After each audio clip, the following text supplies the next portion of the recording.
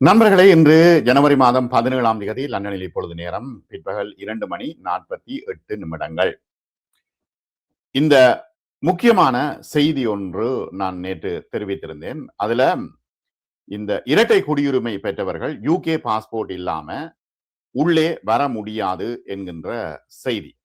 இந்த செய்தி பலருக்கு குழப்பமாக இருந்திருக்கிறது. அது எவ்வாறு என்று கமெண்ட்ஸ்ல போய் பார்த்தா நிறைய பேர் தங்களுடைய சந்தேகங்களை தெரிவித்திருந்தார்கள். குழப்பமாக இருக்கிறது, இது என்ன விஷயம் என்பது தொடர்பாக.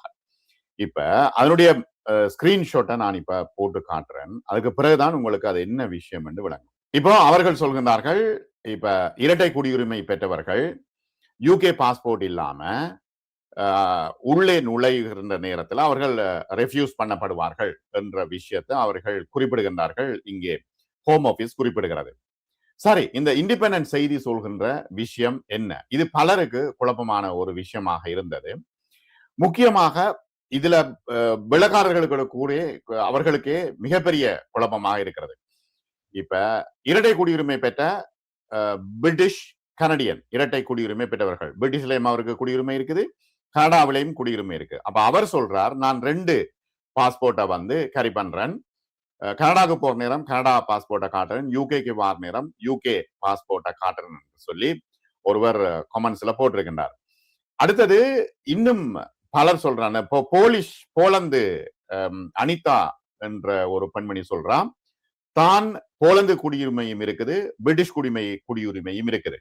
ஆகவே நான் வந்து 2 பாஸ்போர்ட்டை வந்து கேரி பண்றேன். இப்ப போலந்துக்கு போற நேரம் போலந்து பாஸ்போர்ட்டை காட்டுறேன், பிரித்தானியாவுக்கு வரும்பொழுது பிரித்தானியா பாஸ்போர்ட்டை காட்டிட்டு நான் உள்ளுக்கு வரேன். இப்ப ஜெர்மன் பாஸ்போர்ட் உள்ளவர் சொல்றார், அவருக்கு யூகே பாஸ்போர்ட் இல்லை, ஆகவே வந்து அது தேவையில்லை என்று அவர் சொல்கின்றார். ஆகவே இவ்வாறான சூழ்நிலையில் இப்ப இரட்டை குடியுரிமை கனடியன் ஒருத்தர் சொன்னதை நான் ஏற்கனவே சொன்னேன். ஆஸ்திரேலியன் ஒருத்தர் சொல்றார், தனக்கு ஆஸ்திரேலியாவிலேயும் குடியுரிமை இருக்கு, பிரித்தானியாவிலேயும் குடியுரிமை இருக்குது. ஆகவே நான் 2 பாஸ்போர்ட்டுகளையும் வைத்திருக்கிறேன். அப்ப பிரித்தானியாவுக்கு வரும்பொழுது பிரித்தானிய பாஸ்போர்ட்டை காட்டுறேன், ஆஸ்திரேலியாவுக்கு போகும்பொழுது ஆஸ்திரேலிய பாஸ்போர்ட்டை காட்டுறேன் என்று அவர்கள் குறிப்பிடுகின்றார்கள்.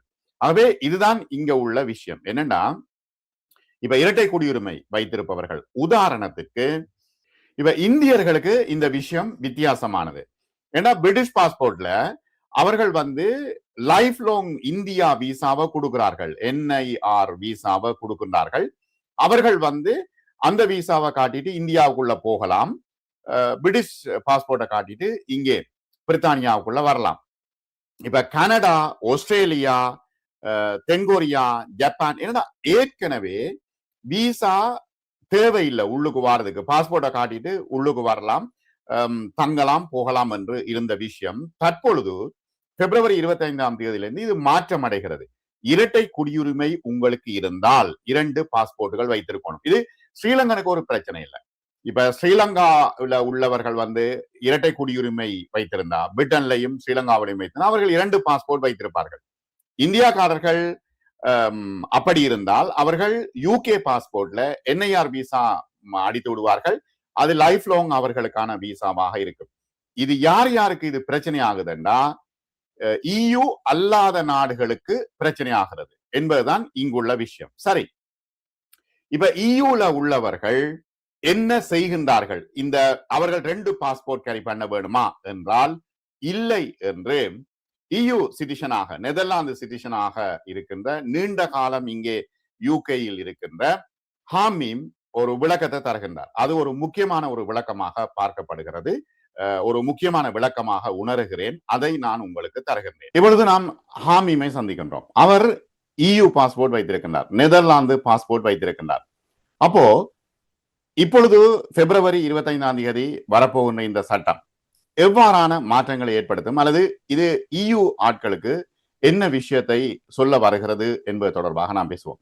ஹாமீம், நீங்கள் வந்து நெதர்லாந்து பாஸ்போர்ட் வைத்திருக்கிறீர்கள். இப்ப இங்கே வந்து என்ன என்ன நிலைமை, என்ன விசா, என்ன என்ன என்ன நிலைமை? நீங்க 2 பாஸ்போர்ட் வைத்திருக்கணுமா, என்ன விஷயம், அதை நீங்க தெளிவா விளங்கப்படுத்துவோம். அப்படி 2 பாஸ்போர்ட்ன்ற ஒரு விஷயம் ஒன்று இல்லை. உதாரணத்துக்கு வந்து யூரோப்பியன் பாஸ்போர்ட் ஹோல்டர் ஒன்று வந்து 2016 முதல்ல அந்த ரெஃபரண்டம் வர முதல்ல வந்து யூரோப்புக்கு உங்களுக்கு எங்கேயும் இருக்கலாம், வாழலாம், வரலாம், போகலாம், வாழலாம். அதே சிச்சுவேஷன் பிரிட்டிஷ் பாஸ்போர்ட் ஹோல்டர்ஸுக்கும் அதே நிலைமை தான் வந்து அங்கால பக்கம்.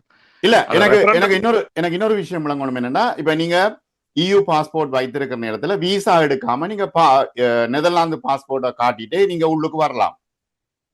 ஓம் ஓம் அப்படித்தான். சரி, எவ்வளவு காலம் தங்கலாம் வந்தா?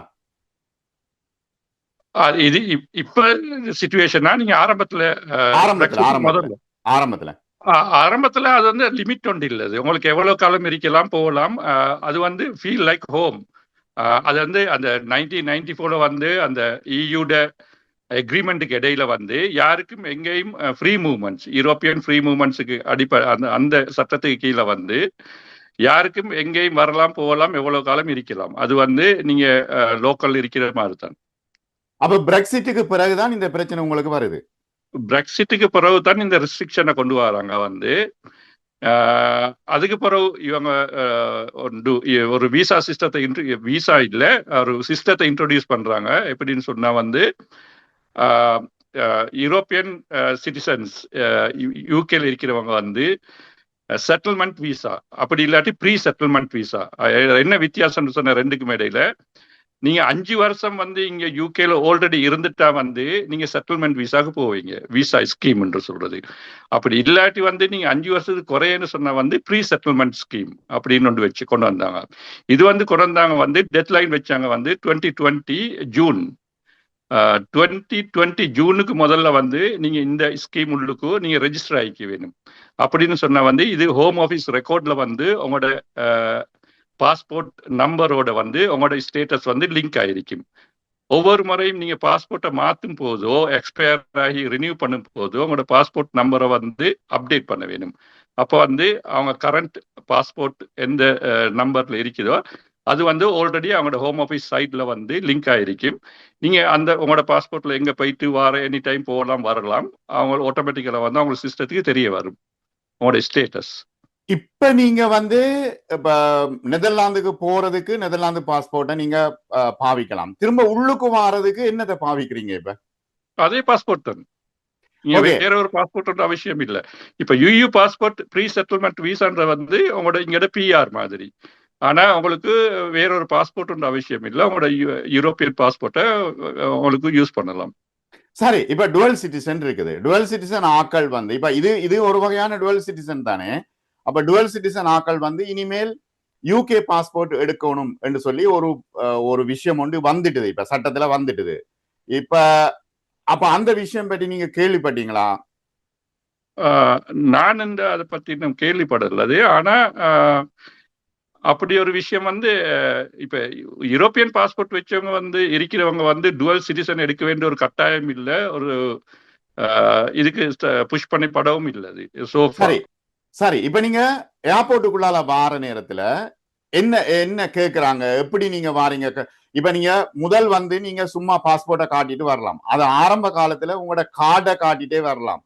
ஆனால் இப்ப உள்ள நிலைமையில என்ன கேக்குறாங்க? ஏதாவது கேக்குறாங்களா? இல்ல, ஒன்றும் கேட்க இல்ல. இப்ப ஏற்கனவே நீங்க 2ல 1ல தான் இருக்க வேணும். ஒன்று ப்ரீ செட்டில்மெண்ட் இல்லாது செட்டில்மெண்ட் விசா. நீங்க 5 இயர்ஸ் இங்க கம்ப்ளீட் பண்ணி இருந்தா வந்து நீங்க ஆட்டோமேட்டிக்கலா செட்டில்மெண்ட் விசாக்கு போவீங்க.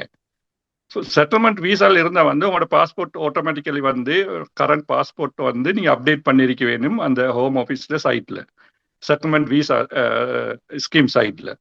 அப்ப வெளியே போட்டு எனி டைம் நீங்க கரண்ட் நாட்டுள்ளுக்கு வரும்போது அவங்க பாஸ்போர்ட் ஸ்கேன் பண்ண உடனே அவங்களுக்கு தெரியும் வந்து ஆல்ரெடி நீங்க இங்க வந்து ரெசிடென்ஸ்ன்றது. ஒரு கேள்வியும் கேட்க மாட்டாங்க. இப்ப நீங்க எந்த கவுண்டருக்குள்ளால வருவீங்க? இப்ப நாங்க பிரிட்டிஷ் பாஸ்போர்ட்னா பிரிட்டிஷ் கவுண்டருக்குள்ளால ஸ்கேன் பண்ணிட்டு வருவோம். நீங்க வந்து வரிசையில நின்று வரணுமா? இமிகிரேஷன் நீங்க எந்த ஏர்போர்ட்டோ எந்த போர்ட்டோ வரும்போது வந்து பிரிட்டிஷ், யூகே அண்ட் யூரோப்பியனுக்கு ஒரு கவுண்டர் இருக்கும், ஆல் அதர்ஸ் இன்னொரு கவுண்டர் இருக்கும். நாங்கள் வந்து EU and UK and British EU அந்த இதுக்காக தான் வரலாம். அதுவும் போக எக்ஸ்ட்ரா இப்போ வந்து சில ஏர்போர்ட்டுகளில் வந்து இப்போ ஆட்டோமேட்டட் சிஸ்டம், அப்போ உங்களோட பாஸ்போர்ட்டை ஆட்டோமேட்டிக்கலாக ஸ்கேன் பண்ணிட்டு உங்க செல்ஃபாகவே வரலாம். யாரும் உங்களை கேள்வி கேட்கறதுக்கும் இல்லை. ஒரு இல்லை சிஸ்டம் வந்து உங்களோட பாஸ்போர்ட்டை ஸ்கேன் பண்ணோன்னே சிஸ்டமே அவங்களோட அலோவ் பண்ணும், டோர் தரப்படும், பேசாம உங்களுக்கு வெளியே வரலாம். சரி, இப்ப வந்து இயூல உள்ள ஆக்கள், உங்களை போல ஆக்களுக்கு பிள்ளை பிறந்தா அது பிரிட்டிஷ் சிட்டிசனா நெதர்லாந்து சிட்டிசனா? பிள்ளை பிறந்தா அவங்களுக்கு நெதர்லாந்து சிட்டிசன் வச்சுக்கொள்ளலாம், EU சிட்டிசன் வச்சுக்கொள்ளலாம். அப்படி இல்லாட்டி அவங்களுக்கு வந்து பிரிட்டிஷ் சிட்டிசன் வேணும்னு சொன்னா வந்து உங்களுக்கு பிரிட்டிஷ் சிட்டிசனுக்கு அப்ளை பண்ணலாம் சிட்டிசன்ஷிப்புக்கு. ஆனால் வந்து ஓகே, இப்ப அவர்களை வந்து EU ஆக்களாக பார்க்கிறார்களா பிரிட்டிஷ் ஆக்களாக பார்க்கிறார்களா பிள்ளைகளை வந்து? பிரிட்டிஷ் சிட்டிசன்ஷிப் அப்ளை பண்ணி அப்ரூவ் பண்ணினா வந்து அவன் பிரிட்டிஷ் தான். அப்படியும் எனக்கு தெரிஞ்சவங்க நிறைய பேர் இருக்கிறாங்க. சிலவங்க வந்து பேரண்ட்ஸ் வந்து EU நேஷனல் ஆகிக்கலாம், பிள்ளைகள் வந்து இங்கிலீஷ் நேஷனாலிட்டி ஆகிக்கலாம். அது ஒரு எந்த விதத்துல ஒரு காம்ப்ளிகேஷன் இல்லைங்க அது. அடுத்தது இப்ப வந்து உங்கள்கிட்ட இப்ப நீங்க சொல்றீங்க எல்லாம் எலக்ட்ரானிக்ல வந்து உங்களோட பாஸ்போர்ட்டை பதிஞ்சா இங்க போர்டர்ல எல்லா விஷயமும் விளங்கும்னு சொல்றீங்க. இப்ப இந்த சூழ்நிலையில வந்து இப்ப பிள்ளைகள் வந்து பிரிட்டிஷ் சிட்டிசனா இருக்கிற நேரத்துல வந்து சரி, இப்ப நீங்க முழுமையாக பிரிட்டிஷ் சிட்டிசனா மாறலாம் தானே? மாறலாம். அதுக்கு அது எங்கட அப் டு எங்கட முடிவு, எங்களுக்கு எந்த சிட்டிசன் வச்சுக்கொள்ள வேணும்ன்றது. அதால கவர்மெண்ட் இங்க வந்து யாரையும் வற்புறுத்தல, மஸ்ட் பண்ணவும் இல்லை, நீங்க இந்த சிட்டிசன் தான் இருக்கதான் வேணும் அப்படின்ற ஒரு கட்டாயம் ஒன்று இல்லை. இப்ப நீங்க முழுசா EU ஆட்களுக்கு தான் இது, மற்ற சிட்டிசன் வந்து வேற விஷயம்.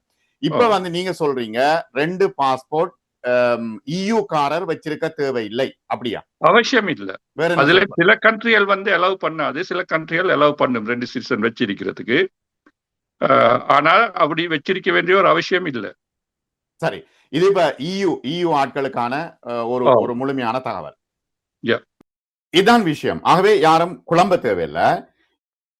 2 சிட்டிசன் உள்ளவர்கள், கனடா உதாரணத்துக்கு கனடா சிட்டிசன் இருக்கு, யூகேஎம் சிட்டிசன் இருக்கு, அவர்கள் 2 பாஸ்போர்ட்டை கரி பண்ணணும்.